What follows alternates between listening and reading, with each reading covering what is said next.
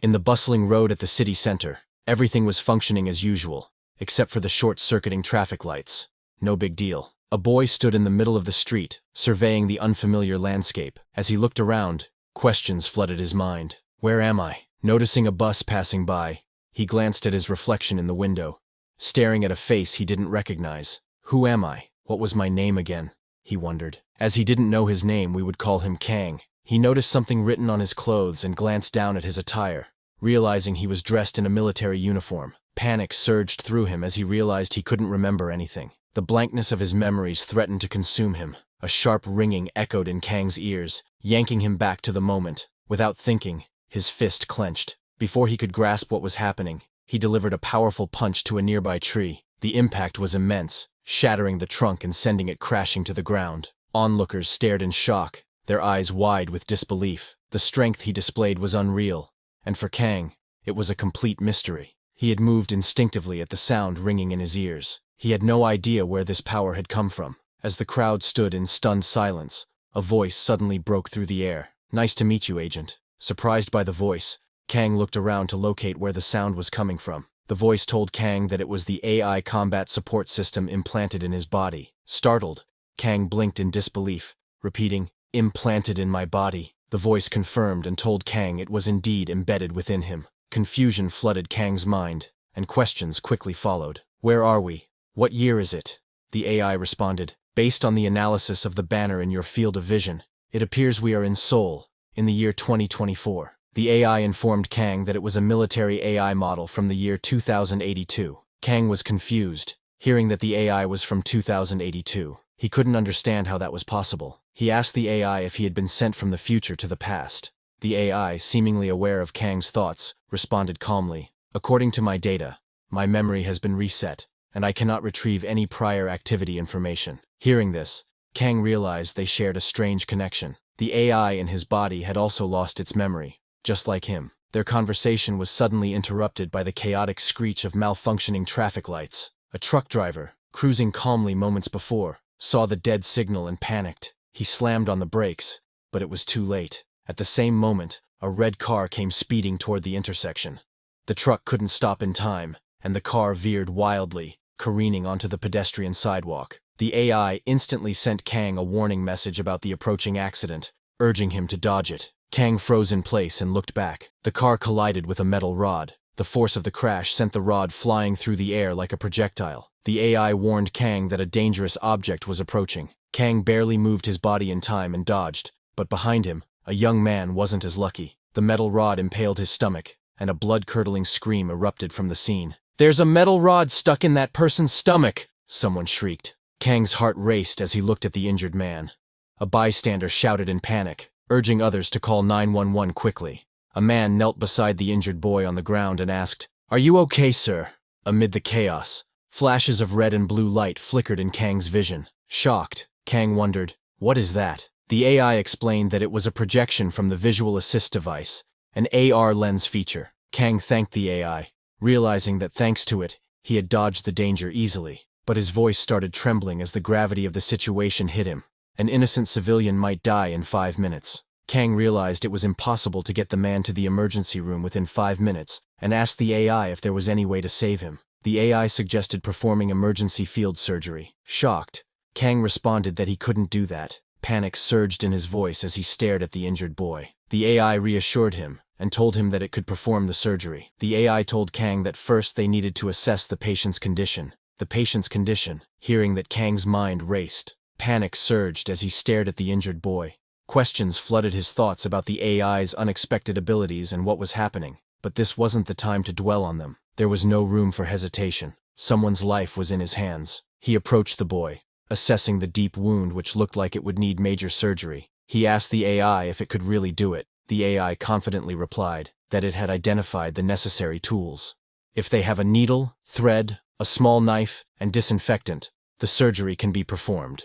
In disbelief, Kang asked the AI, "Can you perform surgery with just a needle, thread, a small knife, and disinfectant?" A man nearby overheard Kang and asked if he could assist with emergency first aid. Doubt gnawed at Kang's mind. Could he trust this AI? But time was running out. Kang turned to that boy and told him that he needed a needle, thread, knife, and disinfectant now. That boy pleaded to the crowd that if anyone had these items, please come over. I have them, a voice called from the crowd. Me too, another person echoed. Together they gathered all the necessary items for the surgery. Whispers began to ripple through the crowd. Who is that guy? Is he a doctor? One person asked. Another muttered in concern. Won't the patient get an infection if he performs surgery like that? Hearing this, uncertainty gnawed at Kang's resolve. With the necessary tools now in his hands, Kang asked the AI, "What are you going to do?" The AI calmly replied, "If you grant me temporary control, I can move your hands." Kang was confused. Temporary control. He wanted to ask more about it, but if he hesitated, the man in front of him might die soon. Taking a deep breath, Kang nodded. "I'll allow it for now." The entire environment around Kang changed. His eyes glowed blue as he looked down at his hands, which were moving on their own. First, he carefully removed the metal rod from the man's stomach. Then, with incredible speed, his fingers grabbed the needle and transformed it into a surgical tool with a precise movement. His hands moved swiftly and lightly as he began stitching the wound. Kang thought, at this rate the surgery might work, hope flickering inside him. But just as that hope bloomed, the AI's voice interrupted with a warning. Expected blood loss has exceeded the limit. The survival rate is decreasing. Kang was shocked. Panic shot through him. He calls I asking if it is sure it can save him. He asks desperately, but there is no answer. He called out to the AI again, but there was no response. Suddenly, his hands froze mid-stitch. Kang was surprised to see his hands stop. He tried calling the AI again. In his brief moment of panic, he made a clumsy move, pulling the thread too harshly. Blood began to ooze from the wound. His heart sank, and horror gripped him as he realized the severity of his mistake. Fear tightened around his chest as Kang realized this situation was really bad. At St. Forest University Medical Center, the atmosphere was one of controlled urgency. Doctors and nurses moved swiftly as one of the physicians commanded, "We've got a patient with massive blood loss. Prepare an operating room immediately." A nurse acknowledged briskly, "Got it." Their efforts were relentless in the pursuit of saving the patient's life. After the tumult subsided, the operating room grew quieter. A doctor, exhaling deeply, inquired, "Is it over? How's the patient?" Another confirmed, "He survived. Good job, everyone." Puzzled, one doctor asked, "Was the injury not as serious as we thought?" The lead surgeon shook his head gravely. "No, it was worse. I was horrified when I opened him up." The room fell into a sobering silence. "If we hadn't managed the bleeding earlier, he wouldn't have made it here from the ambulance," the surgeon added. "There was significant blood loss, but thankfully, most of it was already controlled." "So what's the issue then?" another doctor queried, still trying to understand the gravity of the situation. The surgeon replied with wide-eyed disbelief. "He was stitched up with regular thread, both internally and externally, just with thread." "What? Just thread?" another doctor exclaimed, stunned. "Yes," the surgeon affirmed, "the kind of thread you'd use for sewing clothes. But what's even more astonishing, the stitches were so precise, they resembled machine work." A doctor muttered in disbelief. "That's ridiculous." The surgeon nodded. "I couldn't believe it either, but it's true." Just then, Detective Park Ki-jung entered the hospital, introducing himself as Detective Park, in charge of the case. He asked doctors, "How's the patient?" "The patient's condition is stable," the doctor informed. "Doctor," raising an eyebrow, asked, "Is it true that surgery was performed on the street?" Detective Park nodded. "I was surprised too. Apparently the citizen asked for a scalpel but ended up using a box cutter instead." Doctor's eyes widened. "What? Isn't that an incredibly risky procedure?" Clueless about the surgery, Detective Park asked doctors if it a difficult procedure. "Of course," the doctor exclaimed. "It's not something you'd attempt on the street. How can someone cleanly cut through human tissue with a box cutter? Is he a swordmaster?" Detective Park shook his head, saying all witnesses reported the same thing. The doctor, equally perplexed, inquired, "What kind of needle was used?" The detective answered, "He bent a needle from a sewing kit." "Insane," Dr. Park muttered, trying to process the bizarre situation. He asked Detective Park, "Where is the person who performed the surgery now?" Detective Park responded that he finished the surgery and left quietly before the ambulance even arrived. Everyone were speechless hearing that. Meanwhile, in a public restroom, Kang was washing the blood off his hands. He reflected on the crucial moment and asked AI, why did it suddenly stop moving? Kang thought it had given up. AI told him that it was calculating the surgical route. Curious, Kang asked, "AI, why have it lost its memory?" "It appears my memory has been reset," the AI answered. Kang asks AI if it remember its name. I told Kang that it has not been set. Hearing that Kang said he will give AI a name and ask it what exactly it is, AI told Kang that it is combat-supporting AI implanted in Kang body. Thoughtful, Kang mused. Combat support AI? Let's shorten it Jian, which means combat AI. After thinking, he told AI that, from now on, its name is John. Silence followed as AI didn't say anything. Kang frowned. Ask AI. Why isn't it responding again? The AI informed Kang its name is set to John, and if he wished to change it, I will adjust immediately. Upon hearing this, Kang joked, should I change it to Blackfire Dragon? The AI promptly responded, John is fine. Kang was surprised by AI's quick response. Glancing at his arm, Kang noticed a patch on his uniform that read, Earth Union. AI explained to Kang that it's a special operations military uniform for the Earth Union. Hearing that, Kang said, okay, so let's assume I'm a special forces agent who lost his memory, and you were made in 2082. Why are we in 2024 then? Kang asked, piecing together the mystery. I told Kang that there's not enough information to determine that. Kang meandered through the bustling city streets. His curiosity piqued, and he asked AI that can't it gather information from the internet? Impossible, the AI replied in a calm, direct tone. It told Kang that data input and output are restricted to prevent hacking risks. Perplexed, confused, Kang asked AI, then how do it collect data? AI explained it. Gather information solely through Kang's 5 senses. For instance, if Kang eats something delicious, AI will experience the same. It output information using Kang's body and voice. The AI continued and told Kang that it require permission for temporary control and will assist only when necessary for combat. It told Kang that there are actions it cannot perform. While it can assist with aiming, it cannot attack directly. Kang pondered this. Slowly making sense of it all, he said, so, you literally just assist in combat, and to figure out why we're here, I have to experience everything firsthand. That's correct, the AI confirmed. Hearing that, Kang's gaze sharpened as he scanned his surroundings, determination flickering in his eyes as he prepared for his first quest. He pointed towards a nearby PC room saying, I bet we can gather a lot of information over there. The AI, curious yet neutral, asked Kang if he have regained his memory. A smirk played on Kang's lips. He said, it just feels like common knowledge, but we need money to get there. He muttered, visibly frustrated. Kang said, I don't have anything right now, so let's try to earn at least 10,001 first. Mulling over his options, an idea struck him. Should I sing or something? He asked AI if it use his vocal cords to sing. Since it could be necessary in the field, I can assist, the AI responded calmly. Hearing that, Kang said, then I will allow temporary control. After that, Kang goes into a park. While holding spoon in his hand, he covered his face with a mask and stands alone to sing.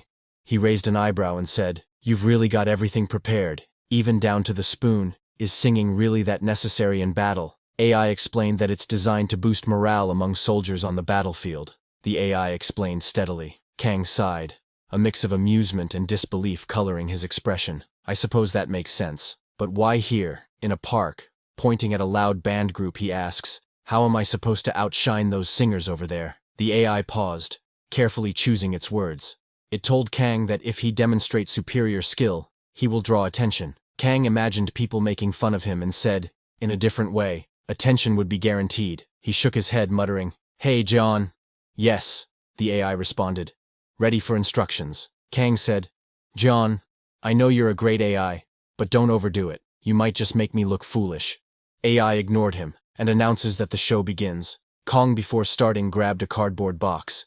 He moved his seat and placed that cardboard box in front of him to collect money. Taking a deep breath, Kang prepared himself and began to sing. As his voice poured out, it captivated the park-goers, drawing their attention with its melodious quality. His voice, rich and enchanting, struck a perfect balance, injecting flair into his performance. The audience from a nearby band gradually shifted their focus to him, mesmerized by Kang's seamless transitions between octaves, which effortlessly captured both male and female tones.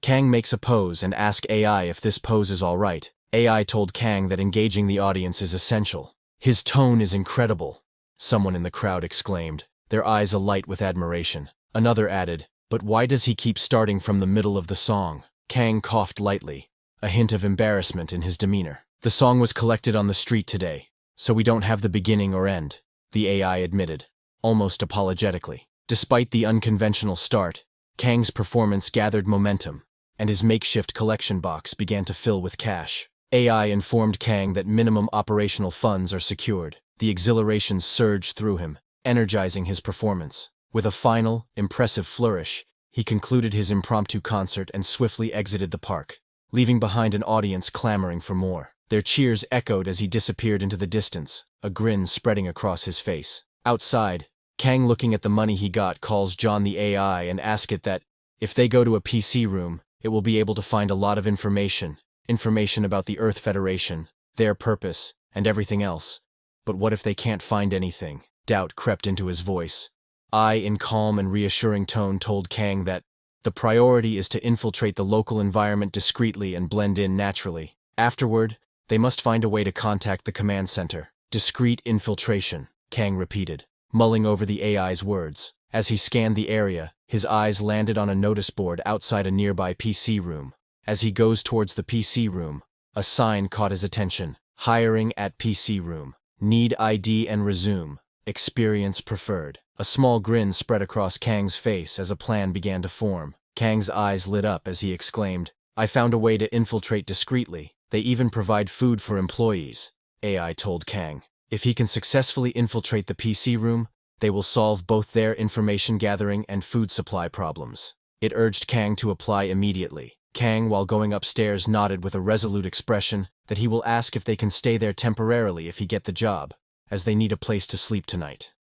Said to Kang that if they secure a place to stay, food, clothing, and shelter will all be taken care of. Kang's gaze drifted down to his clothes, and he frowned. I haven't sorted out my clothes yet, AI responded confidently and told, there's a solution. Kang's curiosity piqued as the AI explained further. It told Kang that his military uniform has a disguise feature. It's made from chameleonic shape memory special fiber, which allows it to change into other forms. The outfit can be disassembled and reassembled into different styles. Intrigued by the prospect, Kang said, let me try. A bright light enveloped him, and as it faded, his appearance transformed into a punk style that made him look almost like a clown. Examining his reflection, Kang said, this looks like what the singer I saw earlier was wearing. Silence hung in the air as Kang waited for a response.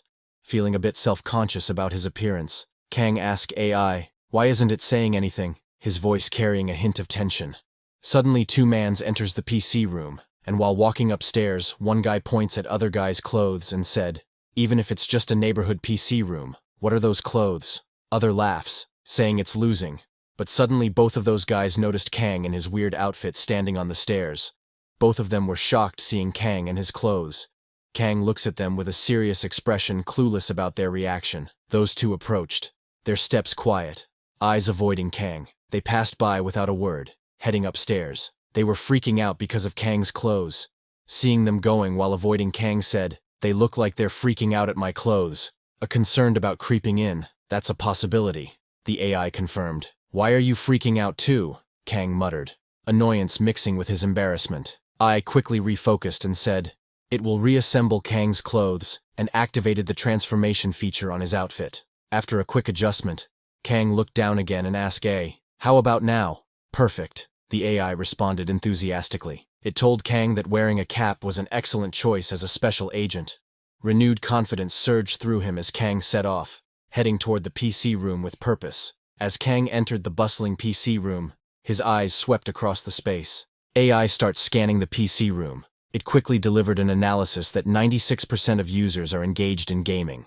Convenience facilities checked, payment methods verified, food status reviewed, suitable locations for temporary residents identified. AI told Kang that this place is optimal for his current situation. Kang nodded, feeling a wave of relief. They had barely taken a step further when someone yelled, hey, what's our bot lane doing? A staff member, looking slightly frazzled, approached Kang. Are you here for a job with no resume or ID?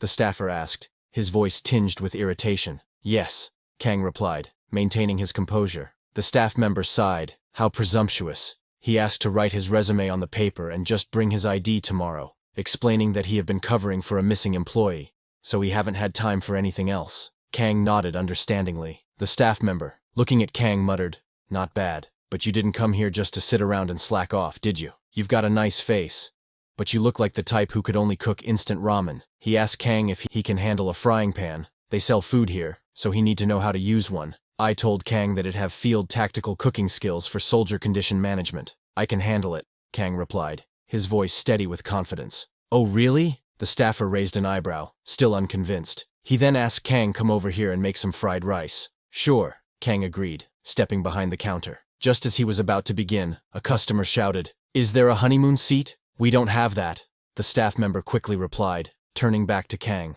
He looked at the kitchen and saw that ingredients for fried rice are being highlighted by AI. Kang asked AI if it can make fried rice. "Make it taste good," he added. AI told Kang that initiating field tactical cooking, requesting temporary control of his hands.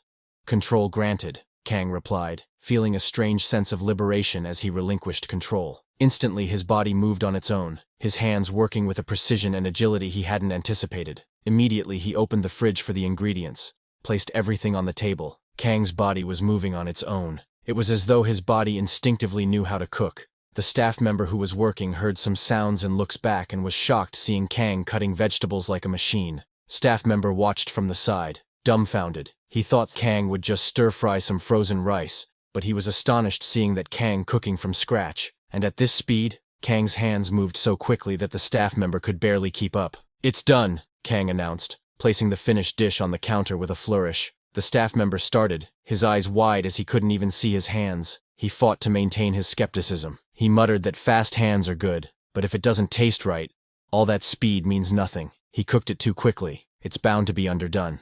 Clearing his throat, the staff member cautiously took a bite, the spoon hovering near his mouth as staff member tastes the fried rice. Kang was nervous seeing its staff member's emotionless expression, wondering if is it bad. Kang has tasting it himself. Still unsure, staff member put down the spoon on the table. But the moment the flavors hit his tongue, his expression shifted dramatically. A staff member jumped with happiness, exclaiming, "I can't handle this." He requested a bottle of soju, but suddenly remembered that he was in a PC room. Bursting into laughter and shaking his head in disbelief, he told Kang, "For a second, I thought I was at my favorite bar. This food really makes me want to drink." Just as he spoke, a young voice interrupted, "Uncle, it's the middle of the day. What are you talking about?" Their attention turned to see a young woman approaching, her expression both curious and amused. Pointing at the girl, the staff member told Kang, "This is my niece, Cha-eun. She works here too. Please get along." Cha-eun's eyes sparkled with curiosity as she looked at Kang. "Were you the one singing outside earlier?" she asked, surprised. Kang was taken aback, wondering how she knew him. Cha-eun continued, tone filled with admiration and confusion. "With a voice like that, why are you working at a PC room?" "I'm good at singing and pretty much everything else," Kang responded confidently. But before he could elaborate, the AI interjected with a teasing remark, "It's not you, it's me who's good at it." "Be quiet," Kang muttered under his breath, trying to maintain his composure. Yunseo looked confused, glancing between him and the AI. "No, not you," Kang quickly clarified, trying to avoid further confusion. The staff member was very pleased to have finally found a young man who could cook. He told Kang, "Cha-eun can't even manage instant food. She either burns it or spills it every time." Cha-eun protested, asking her uncle not to embarrass her like that. Her face flushed bright red as she glared at him, clearly flustered. The staff member then asked Kang if he had a preferred time to work. Kang told him he preferred part-time shifts. "I would like to work only during specific times and want flexible hours." The staff member blinked, surprised by the bold request. But it was not the end. Kang continued, "I noticed a storage room earlier. I would like to stay there temporarily while I work." Surprised, the staff member asked Kang if he didn't have a home. Kang made an excuse, saying he was just out for a bit. The staff member scratched his head, weighing the request. He knew those were tough conditions, but Kang was too good to pass up. Suddenly the staff member recalled the neighboring PC room's success. They'd become a hit for their food, something he long envied. He smiled, thinking this could be his chance to build a reputation for great food. After a brief silence, the staff member made a decision. "I will let you stay in the storage room, and you'll get free lunch and dinner, plus double pay for a week," he told Kang. But he added a condition. "I will only do this if your cooking boosts sales. Double pay." Kang was surprised to process this information. Before he could respond, a group of customers walked in. A yellow-haired girl asked her boyfriend to eat before they play. Her boyfriend suggested, "Since PC rooms serve food, just eat here." The girl complained that PC room food was terrible. Overhearing them, Kang stepped forward calmly. "You should try the food before deciding if it's bad or not," he said confidently, a spark of determination in his eyes. Another plate of fried rice was being prepared for the customer who don't believe that PC room's food is good. Kang's heart raced with a mixture of excitement and nervousness as he quickly making the food. Kang looks at Cha-eun and asks her to bring him a plate. Excited, Cha-eun handed over a plate. She was shocked after seeing Kang present the perfectly plated dish with perfect plating. Staff members asked Yunseo to take it to the customer, his voice brimming with excitement. Yunseo quickly grabbed the plate, carrying it over to the table where the customers were seated. Meanwhile, the customers who had just ordered the food, the boyfriend comments that the new employee was quite bold. His girlfriend agrees, saying, "How good can a PC room's food really be?" Boyfriend said, "Times must be tough for PC room businesses, since we only ordered one, just to taste it and then leave." At that moment, Cha-eun arrived with a bright smile on her face. "Your order of fried rice is ready," she announced while placing the dish down in front of them. Staring at the steaming plate of fried rice, boyfriend asked in disbelief, "Already? I haven't even started my game yet." "Yes, enjoy your meal," Cha-eun replied while cheerfully backing away slightly to give them space. Girlfriend, surprised by the fancy dish in front, turned to Cha-eun and told her that they ordered fried rice.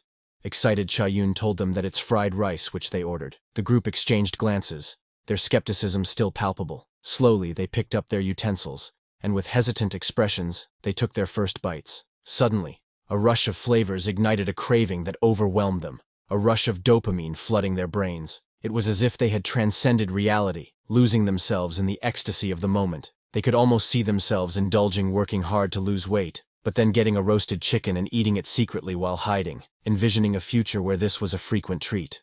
Both of the customers were crying after testing Kang's fried rice. The realization struck them like a revelation. "This is the same taste as before," in excitement. Girlfriend exclaimed, "It's so delicious.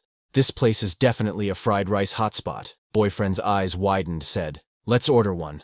"No, two more." Another group nearby overheard the commotion and couldn't resist. They thought, "It must be good," and decide to get some too. A voice called out saying they will have 2 fried rice as well. "Me too," a third person chimed in, excitement bubbling in the air. Cha-eun rushed back to the counter and told that staff members that they just got 12 orders for fried rice at once. 12, the staff member gasped, looking at Kang in disbelief. He asked, "Can they handle these orders?" Kang calls AI and asks if it can make 12 servings taste good. The staff member stared at Kang, the weight of responsibility palpable in the air. "Of course," AI replied confidently. It told Kang that tactical field cooking is inherently about preparing large-scale recipes. Providing delicious food is crucial. Soldiers would feel demoralized eating subpar meals after risking their lives. Kang praised AI, saying this skill is impressive. Kang gives AI the control of his hands and asks it to make a generous 15 servings. "Understood," AI responded, and with that encouragement, Kang sprang into action and moved swiftly behind the counter. 3 hours later, fully excited staff member asked Kang for his name, thinking he is some famous chef. Staff member's eyes wide as he looked over the sales figures. The sales from just food in 3 hours are incredible. Kang asked the staff member that, "The double pay for a week is a sure thing, right?" "Of course. No second thoughts. Just keep it up like this," the staff member replied. He asked Kang again what's his name, as they haven't introduced themselves till now. There was a brief pause before Kang responded. "That his name is Kang," staff member said. "All right, Mr. Kang. I will clean out the storage room for you, and stock up on ingredients for you, so keep up the good work." The AI's voice resonated within Kang's mind, calmly inquiring if Kang remembered his name. "It just slipped out," Kang confessed. AI suggested Kang to use Kang as this his name until his real one comes to mind. At that moment, staff member's voice rang out. "Mr. Kang, we've got more fried rice orders. Can you handle it?" Without missing a beat, Kang responded calmly. After a while, as Kang worked, his thoughts wandered. "We've secured a place to stay, but to receive my pay, I need an ID companion." After a brief pause, he asked the AI if it can hack into the database. The AI responded confidently that it can. It possessed hacking skills from the early 21st century to 2082. Kang was surprised hearing that and asked the AI, with that level of skill, could it hack a bank too? But the AI was quick to shut down his joking remark and told him that it's impossible. It only have hacking skills related to local infiltration. As expected, shouldn't have hoped for more, Kang muttered with a sigh. After a moment of thought, Kang asked, AI, assuming you're infiltrating in 2024 with a secret mission, can you forge an ID? The AI confidently replied, certainly, but it will request temporary control of his hands. Permission granted, Kang replied. His hands began to move on their own as the AI took control. After a while, AI told Kang that Korean government administrative database hack completed, and it's now searching for information that matches Kang's. It told Kang that he need to keep his eyes open for visual input. All right, no more nagging, Kang muttered while scanning the computer screen. Suddenly, something unusual appeared. Surprised, Kang jumped for his seat, asking, "Wait a minute, what is this?" AI announces that an unknown issue has been detected. Information for Kang is already registered. What? Kang's eyes widened in shock. So scanned and told Kang that his fingerprints match with the AI. It's a 100% match. Kang in disbelief looks at his hand, asking, "How is that even possible?" Kang questioned AI that, "I am from the 2028 Earth Federation Special Forces, and you were created during that time as well. Is there an Earth Federation in 2024? AI swiftly beginning to verify the current state of the world. Checking online information from UN and major countries. After few minutes, AI reported to Kang that there is no Earth Federation in 2024. Kang frowned deeply. Ask AI if does that mean he exists in both 2024 and 2082. Insufficient information to determine, the AI responded. Kang asked AI to look deeper into his personal information. There has to be an important clue somewhere. As the AI processed the search, the results began to flash on the screen. First come a photo. Face looks exactly like Kang's. Name of the identity is Kang. Graduated from Ekx University. Ex-member of Administrative Specialized Unit. There is no card usage records for the past 2 years. No social network activity. No national pension payment records. Current status: unemployed. Suddenly, the AI told Kang that Cha-eun is approaching, just as Yoon-seo arrived. Her curiosity piqued. "You type really fast. Do you know how to develop programs?" she asked, leaning over Kang's shoulder to get a better look. Kang shot her an annoyed glance and asked that, "Isn't it rude to peek at other people's monitors?" "Oh, sorry," Cha-eun said, quickly stepping back with an apologetic smile. She smiled and told Kang that her uncle gave her a card to go shopping. She asked, "Let's go together." Kang silently exhaled in relief, realizing that she hadn't seen the sensitive information that had just appeared on the screen, and they stepped out of the PC room. Cha-eun smiled brightly, saying it's like heaven to be out during work hours. She looks at Kang, and while smiling said, "Mr. Kang, you pick out items so fast." Kang muttered that he only picked what the companion told him to. AI told Kang that it selected the highest quality items, and it took less than 5 minutes. Cha-eun marveled again. "Mr. Kang, you even grabbed heavy things like the frying pan earlier, but you carried them so easily." Kang shrugged, saying, "It's light." Cha-eun, with eyes wide with admiration, touched Kang's bicep and said, "Mr. Kang, you flipped a pan with one hand while making 15 servings earlier? Your arms are like steel." "Don't flatter me," the AI replied. Kang told AI that he is not, but he said that out loud. Cha-eun misunderstood and laughed, saying, "Of course, Mr. Kang. They're not actually steel. It's just a metaphor." Kang muttered under his breath. "I wasn't talking to you, Yoon-seo." Unfazed by his quiet remark, continued enthusiastically. "It's a shame to leave already. Point at a cafe," she asked. "Shall we go to a cafe?" Kang asked her if it's on the boss's card. Cha-eun smiled, saying, "Boss is her uncle after all. What do you think?" But before Kang could respond, Cha-eun collided with someone. She got pushed back in Kang's arms. Both Kang and Yoon-seo froze instinctively, realizing they had almost stepped into the street without noticing. A sharp voice suddenly cut through the air from a passerby. "Watch where you're walking if you don't want to die." The passerby who said that looks like some gangster. Seeing him, Kang's eyes turned blue and he starts scanning both of them. The AI, already in sync with Kang's heightened awareness, chimed in calmly. "Warning, hostile target detected." It asked Kang if he would like to switch to combat mode. But before Kang could answer, Cha-eun let out a loud shriek. "I'm sorry. I'll be more careful from now on." Her eyes widened in fear and tears brimming as the near miss rattled her. Another man who was with that gangster rushed and stand in front of his brother. He quickly calmed his brother, telling him that he is scaring Cha-eun. That man explains to Cha-eun that his brother's been losing in games all day, so he's not in a good mood. "Thanks a lot," Cha-eun girl stammered. Then those boy moved while quickly guiding his brother away. The AI's voice chimed in, telling Kang that the target is moving away and safe state is maintained. Kang glanced at them while they moved away. After that, they take the elevator to go to the PC room. Kang turns to Cha-eun, assessing if she is okay. Yoon-seo wiped her eyes, and with a weak smile told Kang that she is okay. She was just a little startled, and ended up crying. Suddenly, the door burst open, and the PC room boss comes running to Cha-eun, asking, why hasn't she been answering her phone? It's an emergency. Still shaken from the earlier incident, Cha-eun immediately tensed up and asked the PC room boss what happened, running a hand through his hair in frustration. The PC room boss told her that the internet suddenly cut off, and it's chaos here. He called someone, but they won't be here for another hour. What do we do? This is a big problem, Cha-eun exclaimed. Kang's mind started racing, quickly shifting into problem-solving mode. He asked the AI that since they accessed the government database earlier, could they have been traced by a hacker? The AI immediately told Kang that, with 2020's security technology, hackers wouldn't be able to trace them. Kang still feel uneasy, and suggests to still check it out. The AI told him that if he want to, then in that case, they need to check the temporary base's server. Hearing that, Kang turned to PC room boss asked in him, "Where's the server?" "It's by the counter," the boss replied, looking confused. Kang said confidently that he will try to fix it. He headed toward the server, and the AI began scanning. After a few minutes it told Kang that it didn't find any traces of anyone tracking them, but it did detect a hacking attempt. Kang's eyes narrowed in suspicion. He asked the AI that, why would anyone target a PC room? AI looks into it and explains to Kang that there's a personal data hacking program installed. The hacking function clashed with the security program, causing the internet outage. They might have been using this PC room's server for testing purposes. Kang's expression darkened as he processed the information. He instructed the AI to find out who the hacker is. The AI start the trace and Kang's hands start moving. The AI immediately began sifting through the data. It told Kang that hacking location identified. The signal bounced through 7 servers, 6 of them abroad, but 1 is nearby. Hearing that, Kang thought, they must have chosen a nearby PC room to test it, which means the distance matter, so they probably had to come and install the program directly. The AI confirmed his suspicions. Suddenly Kang thought of those 2 gangsters they meet before. Could it have been those guys from earlier?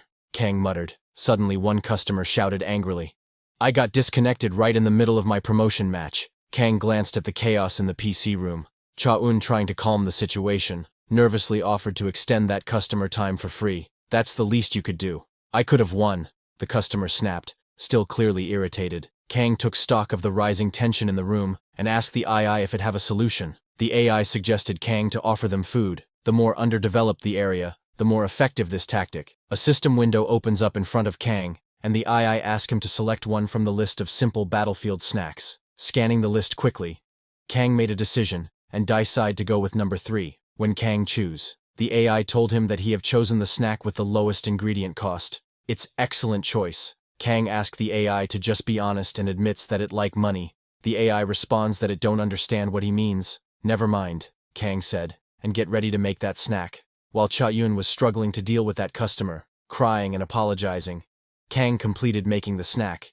He then turned to customer, apologize for the inconvenience. While a smile, he told the customer that the server's been stabilized, so the internet shouldn't go out again. He offered that snack he made to the customer saying, "This is on the house, please try it." Angry customer snatched that snack from Kang's hand, shouting, "Do you think this is going to make up for me losing my promotion match? Let me try it. If it's bad, I won't let you go." Kang watched as the angry customer hesitantly took a bite of the snack, but after tasting the snack that customer got shocked, his voice unclear as he could not think. Both Kang and Cha-eun nervously looks at the customer. To their surprise, the customer face lit up, his eyes widening in delight. "This is so good, I feel like I've got the energy to hit silver rank." Kang stood behind the counter, watching customers shift in mood with a hint of amusement. The customer asked Kang if he can get another cup of this, please. With a calm smile, Kang added another serving in that customer's box. The customer quickly returned to his gaming, leaving both Kang and Cha-eun dumbfounded. Cha-eun's with wide eyes approached Kang asking, "How did you do that? Did you put some magic powder in these snacks? How good must it be to calm people down like that?" she said. She wanted to try it too, and took some to taste. Just as she tasted the snack, her expression changed significantly. "It tastes too good, nothing like she have tasted before." In excitement she explained, "It's spicy, but also a little sour, with a sweet and salty kick. How did you make this?" "It's amazing," Kang grinned, but with modesty. "It's just a simple mix of ingredients," while handing over his cup of snacks to Cha-eun, and said, "I need to step out to deal with the internet problem for a bit. Meanwhile, make sure the rest of the customers who were affected get their share of snacks. There are extras in the kitchen for you and the boss too." Cha-eun nodded as Kang stepped out. Seeing the atmosphere in the PC room had transformed, Cha-eun exclaimed while blushing, "If there's a hero in modern times, that person might be you, Mr. Kang." When Kang stepped out of the PC room, he wore a mask to hide his face. The AI told him they must eliminate the enemy that had infiltrated their base. Kang said, "I know that's why we were after the hacker," he asked. The AI lead the way. At his command, the AI activating navigation mode, it scanned the area and told Kang that there is no CCTV cameras, no external guards, no tactical detection systems. It was clear for Kang that they had made a serious effort to stay hidden, looking at the building. He asked the AI to let's go in. He took the stairs to go up, but suddenly, a distant sound caught his attention. Kang immediately hid behind a pillar and told the AI that he hears something from there. AI start amplifying the audio. The AI first extract the sound, then remove the noise, then improve the quality and amplify it again. Slowly, a harsh voice crackled through Kang's earpiece. "You idiot! If this doesn't work, I'll kill you." Another panicked voice responded. "I'm sorry, it's just a test version. It's not stable yet. Once I fix these bugs," the harsh voice snarled again, "if you finish it properly, I'll give you lots of money and send you home. Don't you get it?" Panicked voice responded again. "I'm sorry, I didn't know this was the kind of job it was. Please don't kill me." Voice analysis suggests a civilian student is being threatened, the AI exclaimed. "That's what it sounds like to me too," Kang replied, tension rising. The AI told Kang that he need to rescue the civilians and evacuate them now. The hostile voice shouted through the audio feed. "One more complaint and you're finished, I'll do it," came the student's panicked reply, desperation thick in his voice. There was a brief pause, and then a sudden outburst. Kang kicked open the door and entered the room. Everyone in the room was surprised by his sudden entry. Kang wore a mask to hide his face. All the gangster looked at Kang in disbelief, not expecting that they would be discovered. When crying student saw Kang, he gets more shocked that there are more of this gangsters. He misunderstand thinking Kang is also a gangster. Boss of the gangsters turned to his man asking, "What is this? Didn't you close the door?" Another gangster replied that he locked it. "Then how did these uninvited guests get in?" the gangster boss demanded, his frustration escalating. "I'll kick him out right now," a gangster responded while walking towards Kang. But before he could do anything, Kang punched that gangster on the face, sending him flying. With a solid punch, Kang knocked down that gangster. Gangster bleed from his nose while lying unconscious on the ground. Kang's eyes shined blue as he looks at those gangster. That student who is kidnapped by those gangster is Seong, a first-year student at Korea University. Since childhood, Seong had nurtured a deep interest in computer hacking, honing his skills over the years to become a proficient white-hat hacker. His abilities had grown to the point where even seasoned professionals sought his advice. One day, while searching for a part-time job to help with his mounting student loans, a new inquiry arrived. A recruitment message popped up, a part-time job to check company security. The job offered work that would take only 3 to 4 days, but promised pay equivalent to a month's worth of typical part-time wages. This is awesome, Seong thought. He jumped in excitement and decided to start right away. It seemed like the perfect opportunity, working in his field of expertise and making decent money. But it didn't take long for reality to hit. The company wasn't legitimate. It was all a scam. As the truth sank in, Seong's heart pounded. He hadn't even begun to experience all life had to offer. Yet here he was, facing a terrifying situation, wondering if he was truly going to die like this. He started preparing himself for the worst. But then a hero appeared. It was Kang, who has come through the door and knocked down a gangster with just one punch. Kang had charged in without a second thought, hoping it was the right call. The AI explained to him that they are on a stealth mission, and any enemies in his path needed to be taken down swiftly. Despite the seriousness of the situation, Kang couldn't help but feel a little impressed about how stronger he was. "I just knocked out a huge guy with a single hit," he muttered while scrambling his headgear in the process. The AI warned Kang to be careful because the enemy ahead is armed. AI shows Kang that both of the gangsters ahead are hiding knives. Suddenly, one of the gangsters shouted, "Where the hell did you come from?" Feeling the tension starting to spike, Kang asks the AI, "You don't have to be scared, right?" The AI replied with his usual calm that, "As a special agent, your body is enhanced. With my assistance, your victory rate is 100%. He pointed at those gangsters and said, "I was just walking by and heard someone getting beaten up, so I came in. It's not fair to gang up on someone, you octopus thugs." "What did you just call me?" one of the gangster growled, his face contorting in anger. "Did you call me an octopus?" The AI informed Kang that he have issued an unintentional provocation. The enemy's hostility has intensified. The gangster's rage boiled over. "You bastard!" The gangster screamed while charging at Kang in a blind rage. Kang knew he could easily win in a physical fight, but he decided to hit that gangster where it really hurt. Mentally, gangster muttered, "You keeps running, you filthy mouth, like you're the only one talking." But before that gangster could finish his words, a sharp blow caught him off guard. Without hesitation, Kang delivered a swift kick straight to that gangster's face, sending him flying so hard that his head drilled into the ceiling, leaving him stuck there. Kang barely had a moment to react before a bald gangster charged at him holding a dagger in hand. But Kang moved almost too quickly. Kang's body responding before he could think, and his one kick sent the bald guy crashing to the ground. In few seconds, Kang knocked down all the gangsters lost consciousness and were lying on the ground. Amazed at the sheer power he had just displayed, Kang muttered to himself, "Wow, my kicks are really strong. My movements are kind of mechanical." AI's voice comes and told Kang that in that fight, he used a kick 5 times, stronger than an average human. "It felt like a light kick to me," Kang replied, still processing what had just happened. The AI explained to him that his strength has been enhanced. "No way is it steroids?" Kang asked, half joking, still baffled by his newfound power. The AI calmly explained to him that such inefficient substances are not used in his strength enhancement. "Your eyes, ears, hands, and legs have all been augmented." Seong was staring at Kang, his face a mixture of confusion and suspicion. He's been muttering to himself for a while now. Is he crazy? Seong thought, looking at Kang. Could Kang be communicating through a radio, like the police? Or maybe the government sent him to catch Seong, even though Seong looks innocent on the current charges. His paranoia made him think back to his own past hacking stunts. Seong had pulled off some questionable things before, like that time he hacked 5 million mesos, and he have hacked the Instagram account of that bully from middle school and changed his password just to mess with him. 1 out of 10 times, Seong used his skills for minor mischief. Seong groaned inwardly, regretting those impulsive decisions that suddenly felt like they were catching up with him. Seong, seeing the opportunity to plead, started babbling in fear. "I didn't do anything bad, I swear. I was just following orders from those guys.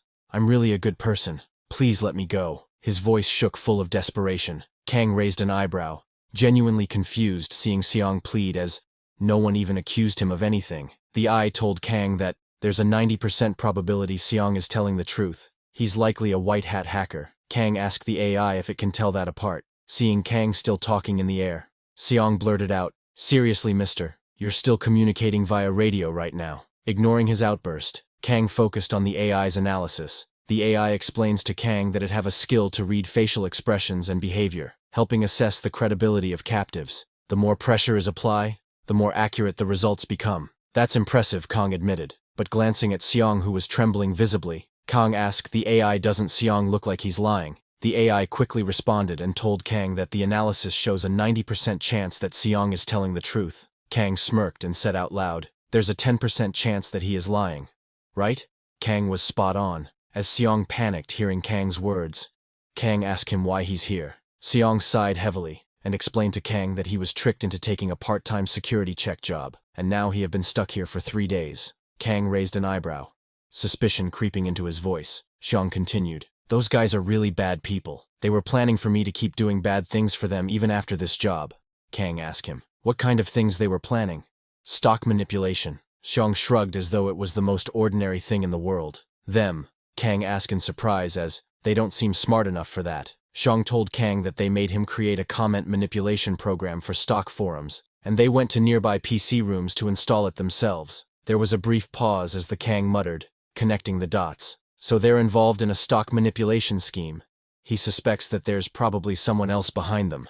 And these guys are just subcontractors," Kang said. "Since they weren't after my temporary base, we're safe for now. But we can't just let them go. We need to deal with whoever's behind them. Maybe we go report them to the police." Seong was surprised to hear that Kang is not police. Kang asked Seong to call the police and tell them he was kidnapped. A curious expression flickered across Seong's face and he asked Kang, "Wouldn't you get in trouble too?" Kang asked Seong if he know how he looked like. "You're wearing a mask," Seong replied. Kang explains to Seong that he was just a passerby who happened to save Seong. He heard someone getting beaten, saw it was Seong and stepped in. Seong, still shaken, blinked in confusion.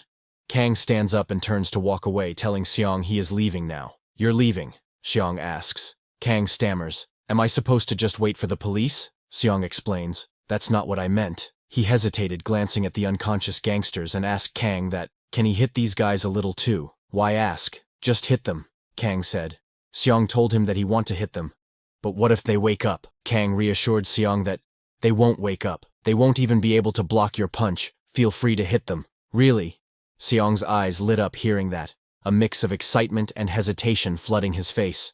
Then, as if emboldened by Kang's words, Seong turned towards the gangsters. "You dirty bastards!" he shouted, charging at them with sudden energy. But before Seong's punch could connect, one gangster wakes up suddenly, startling even Kang for a second. Seong froze, eyes wide, almost as if he couldn't believe what he just saw. The police arrived at the scene, moving methodically as they examined the battered and unconscious suspects. One officer frowned, asks, "These people, are they beaten up? They're still alive, right?" Another officer knelt beside the bruised and shaken Xiong who had been rescued and asked him, "What happened here?" Xiong, still trembling, struggled to find his voice. He told the officer that, "Those bastards, they kept him here for 3 days, locked him up, beat him, and forced him to create a stock manipulation program. They said they'd kill him if he didn't get it right." The first officers asked Xiong, "How did they end up like this? Is this his doing?" Xiong's voice suddenly rose, filled with a mix of frustration and fear. He explained to the officer that he didn't do this. A passerby heard the noise and helped him. Hearing all this, officer said, "These guys, they're not the brains behind it. They couldn't have come up with manipulating stock prices themselves. There's someone else pulling the strings." The lead detective told Park Ki-jung that, when these guys wake up in the hospital, they will interrogate them right away. Catch them while they're still groggy. They might slip up and give us something useful. Detective Park glanced at the unconscious thugs, then back to the victim and said, "Who would have beaten them up like this?" The victim says it was just a passerby. Senior detective asked Park if those thugs, are they going to live? Park responded, and told his senior that, "They've got some broken bones, but they'll survive." According to the victim, they were the ones who pulled a knife first. He asked his senior, "What should they do now?" Senior detective, thinking, quickly issued orders with sharp precision, and told Detective Park to first secure the CCTV footage from the area. They need to know who this passerby really was. We don't need to arrest them, but this is too big of a deal to let slide without any investigation. Scene turned to Kang, who was returning to the PC room. While he was going, the AI told him that, "There's a camera ahead. Turn right." Kang immediately turned right. He asked the AI if it is sure that building didn't have any CCTV. "I'm sure," the AI replied confidently. It told Kang that they need to complete the mission thoroughly. Hearing that, Kang takes a sigh of relief. He told the AI that he was really surprised back there, recalling the hackers' wide-eyed shock. He didn't expect them to get up so quickly after they got hit. The AI told Kang that it was just a reflex, like a knee-jerk reaction. They had exceptional reflexes. Kang understood now what happened there. He then asked the AI, "Don't it have a phone function or something for emergencies?" AI immediately responded and told Kang that it don't have anything like that. It is designed for tactical assistance, not communication. "Oh man, that's inconvenient." Kang sighed and said, "Then I guess I'll have to get a smartphone. And since I'm broke, I'll just have to get it on an installment." 3 days had passed since that fateful encounter. The day after the incident, Kang went to the registered address to gather information about himself. The place, which was said to be his home, was an empty, just a barren field in Gangwon province. All that's left are rumors that it burned down. Frustration gnawed at him as Kang stood in the midst of the desolation, looking at the sky. Kang wondered, who is he? And what was he doing there? Was he really communicating with the future? Or is he a person from the future who came to the past, with no more clues to investigate? Only questions remain. Kang had no choice but to return, empty-handed. Well, the PC cafe regained its peace, and business thrived even more. According to the part-timer, Cha Yoon, the cafe had suddenly become a hotspot, thanks to a popular influencer who had spread word about it online. The place was now a must-visit destination for locals and tourists alike, and part of the allure was Kang's cooking. The special dish is only served when Kang is at the cafe. They don't sell the special dish when he is out gathering information. This random sales tactic unexpectedly had an effect, so whether Kang is at the cafe or not, it's now bustling with customers, some eager to try his dish, others lingering longer, savoring the warm atmosphere of the place. Chadong, the owner, had to hire more part-timers. As the number of customers increased, owner called out to everyone and introduced their new part-timer. Kang was surprised seeing that part-timer. Well, it was normal reaction because the new part-timer was Seong, the civilian Kang rescued from captivity 3 days ago. The coincidence felt too great to ignore, but Kang kept his composure. Chadong continued, brimming with enthusiasm, looking at Seong's resume. Chadong asked him if he is studying computer science. Seong nodded happily and said, "Yes, I've been good with computers for a long time. If the computers break, I'll fix them for you. I'm really looking forward to working here." Hearing Seong, the owner, chuckle and said, "It's great having 2 reliable part-timers now." Seeing the happy atmosphere, Seong's get more serious, because the truth is, he applied to work here because he felt guilty. He caused damage to this cafe, even though he didn't want to and was forced to. Still, he will work hard to make up for it. The owner pointed toward Kang and said, "This here is Kang, the one who turned this cafe into a famous spot with his cooking. He's also pretty good with computers, so help each other out and get along." seeing Kang. Seong blinked, clearly caught off guard. He asked if Kang could be, hearing that Kang get nervous thinking Seong recognized him, but Seong laughs and said, "Mr. Kang, you're older than me, right?" Eyes widening in realization, Kang replied with a simple, "Yeah." Seong face bright with innocence, he said, "Nice to meet you. I'm in Seong. Please take care of me, Hyung." There was no recognition in his eyes, no trace of memory linking Kang to his past. Kang felt relief that Seong didn't recognize me at all. The AI told Kang that working with the person he rescued risks exposing his cover. He suggested Kang to tell the owner to fire Seong. Kang waved off the AI's suggestion and told it that Seong is calling him Hyung, so how could he get him fired? Unfazed, the AI pressed on. "First he called you Ajushi, now it's Hyung."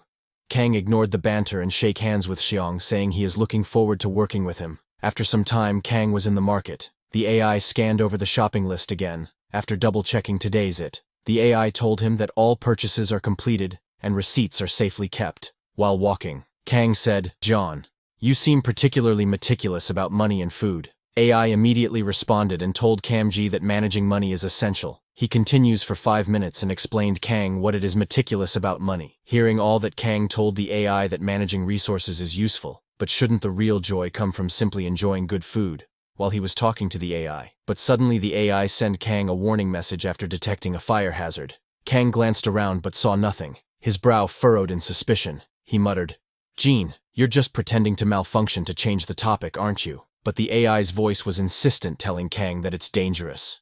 Before Kang could argue further, a scream pierced the air, and a building on the other side of the road suddenly exploded. The explosion is huge. Seeing that, Kang's heart raced, the sudden urgency gripping him as he heard people screaming, asking for help. Seeing a real fire in front of his eyes, Kang thought, "My body is equipped with combat support AI. My eyes have augmented reality technology. In my ears there are auxiliary modules, and my legs have enhanced strength. A fire like this, I can put it out in one shot." With determination, he shouted, "Fire suppression beam, launch," but nothing happened. Nothing comes out of his hand. A walking-by little boy looks at Kang in shock, seeing him behavior like that. The AI asks him if he is out of his mind. Kang glanced down at his equipment and sighed in defeat. "I don't have a freezing ray, do I?" The AI responded, telling him that if he did, would he even still be human? Frustration bubbled up inside Kang as he stared at the spreading fire, searching for a solution. He asked the AI what's the easiest way to put out the fire. With a calm voice, the AI told Kang that, for now, calling a fire truck is the easiest option. Hearing that, Kang clenched his fists, the feeling of helplessness washing over him. He said, "I can't believe there's nothing I can do." Suddenly, a piercing scream tore through the chaos. "Help, please!" Kang froze, his senses snapping into high alert. His eyes darted around, searching for the source of the desperate cry. Then a voice, frantic and terrified, echoed from above. "Help me, I'm up here." On the rooftop there was girl was trapped, her panic visible even from below. Everyone's attention now was on rooftop. They could see the girl in danger but don't know what are they going to do. Kang turns to the AI and asks it to calculate the fire truck's estimated arrival time. The AI responds and told Kang that considering the current traffic, it'll take at least 4 minutes, but the flames are likely to reach the roof within those 4 minutes. If they don't act now, there's a 99% chance the girl will die. Hearing all that, Kang wears his mask to hide his face and asks the AI to find an entry route. The AI scans the building and told Kang that there are no available paths inside the building. The AI shows a route which was to climb the building from outside, and told Kang that this route avoids the toxic gas. Kang followed that route and started climbing the building with ease. When he was on the 2nd floor, he noticed a small crowd gathering. Seeing Kang climbing the building on, men whispers in disbelief, "Is this guy crazy?" Another man muttered, "Looks like he's actually going to save them." Kang ignored them and asked the AI to check if there are any survivors on the other floors. The AI scanned the building, and after a brief pause told Kang that there are no signs of movement from inside the building. Most likely the occupants evacuated right after the explosion. Hearing that, Kang said, "At least the building's clear." But there was no time to dwell on relief. The girl on the rooftop was still in danger, and the fire was spreading fast. Every second counted. Kang again start climbing. Looking at Kang, a child asks, "Mom, is that guy Spider-Man?" Child's mom said, "How is that possible? Maybe he is a rock climber." They were guessing who Kamgi is. He continued to climb, but suddenly, a sharp alert rang in Kang's earpiece. Explosion risk detected ahead. Hearing that warning, Kang looks at a window on his side. It was shaking, and seeing that, Kang's heart leaped. That room exploded immediately, but Kang jumped to the other side, clung to another window of the building. Shocked by his unwavering strength, Kang thought his grip strength saved him. The AI responded and told Kang that he should thank it for the warning. "What did you say?" Kang shot back, irritation flaring, but he quickly pushed the banter aside. Time was running out, and with a final heave, he pulled himself onto the roof, finally made it. He exhaled, barely catching his breath. Before him stood the girl, trembling, her face pale with fear and tears welling in her wide eyes. Kang extended his hand towards the girl. When the girl saw Kang there, she started crying, overwhelming, calling him saver. Before Kang could calm down that girl, suddenly there was another expression. That girl got scared and hugged Kang. The AI warned Kang that this is dangerous. The fire is spreading faster than expected, survival rate decreasing. Looking at the spreading fire, Kang asked the AI if they are going to die here. Hearing Kang, the girl got more scared. She asked Kang that didn't he come to save her. Kang don't want to scare her more, and told her that he is calculating, running through possibilities. A thought struck him. "Jean, you said my body's enhanced. So if I hold her and jump to the next building, we won't get hurt." The AI scanned and told Kang that there are too many witnesses. If superhuman abilities are witnessed, Kang's identity as an agent will be questioned. Eventually, it'll be hard for him to adapt to this place. Kang asked the AI that isn't this better than dying here. He glanced around and his eyes catching on a clothesline. Kang thought it's a potential escape route. Grabbing the clothesline, Kang asked, "Should I use this to go down?" Hearing this, that girl get very scared and told Kang that she can't do it. The AI's voice broke through and told Kang that the lower parts of the building are blocked by fire, making it difficult to move. All directions are currently unsafe. The urgency in Jean's tone mirrored the growing intensity of the flames. Kang weighed his options quickly, saying, "This might be a crazy idea." His eyes shifted to the next building. He grabbed the clothesline and said, "Let's tie the clothesline to the next building and tightrope across." The AI immediately balked at the suggestion, saying, "That's possible." Hearing Kang, that girl got panicked. "No, I can't do that. Are you crazy? How can we tightrope walk at this height?" But Kang didn't flinch. "I'll take action. You just help me," he said, his voice firm and steady. Seeing Kang's determination, the AI said, "All right. Once you're on the rope, I'll help you keep your balance.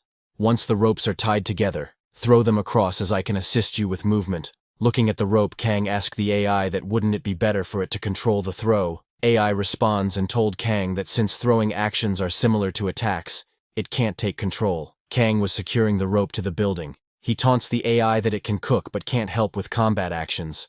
AI told Kang that he will have to do this himself. Kang grumbled in frustration, telling the AI that it's picky. Then, with an exasperated sigh, Kang relented. "Fine." He swings the rope to throw, asking the AI to help him make the fine adjustments. With full power, Kang throws the rope towards the other build. His throw was perfect, and the hook on the rope got stuck to a stair on the other building. When the rope was secured, Kang asked that girl to let's go. Hearing that, the girl start crying, telling Kang that she can't do it. Kang didn't listen to her and picks up the girl in his arms. That girl started crying loudly, screaming that Kang is going to drop her. Kang told her to be quiet as he focused and start walking. Below, the growing crowd watched in disbelief. "Is he really crossing like that?" someone exclaimed. Panic rippled through the onlookers. Another voice asked others to stack something below them, because if they fall, they're dead. That girl's voice echoed from the rooftop. "Please save me, Mom." The agent tightened his grip and asked the girl to stay still and don't move. Feeling the tension in the rope under their combined weight, his gaze flickered toward the far end of the line. He asked the AI that at this speed, they should be fine, right? That panicked girl's voice interrupted, telling Kang that it's not fine. She first asked him, "Go faster," but then asked him, "Go slower." The AI responds to Kang that at this speed, he will be fine, but suddenly an alert blared in his ear. The AI told Kang that an unexpected situation. The rope is breaking faster than expected. Kang's heart pounded. "How long do we have?" he asks. The AI response was grim. It told Kang that, at this rate, the rope will snap before they make it. The more they talk, the rope burns more. Seeing the rope's condition, Kang realized that it's about to break. He starts moving fast as the girl in his arms screams very loudly. In a split-second decision, Kang threw the girl across the roof with all his strength. She hit the ground hard, groaning as she landed. But before Kang could jump off, with a loud snap, the rope snapped. Kang plunged downward. Shocked, Kang thought, "Am I going to die?" As he falls, Kang immediately starts calculating, wondering what should he do. His reflexes kicked in, and he swiftly grabs the fraying remnants of the rope. His body swings against the building.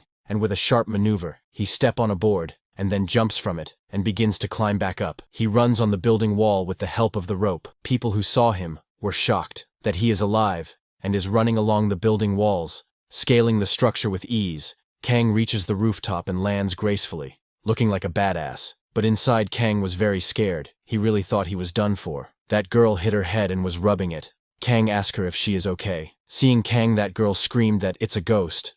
Kang told her that he is still alive and asked her to come down. It's dangerous. Girl comes down and asks Kang, how is he still alive? Didn't he fall? Is he a superhuman? Something like that? Kang replies, smirking. The girl asks Kang why is he speaking informally to her. Do he know her? Kang told her that she looked young. She ignored and asked Kang if he is a fan of her. Who is this girl? Kang wonders, his thoughts drifting. He then turns to the AI, telling it that it has been wrong a lot lately. Kang was annoyed because the AI said it was a part of the strategic special forces.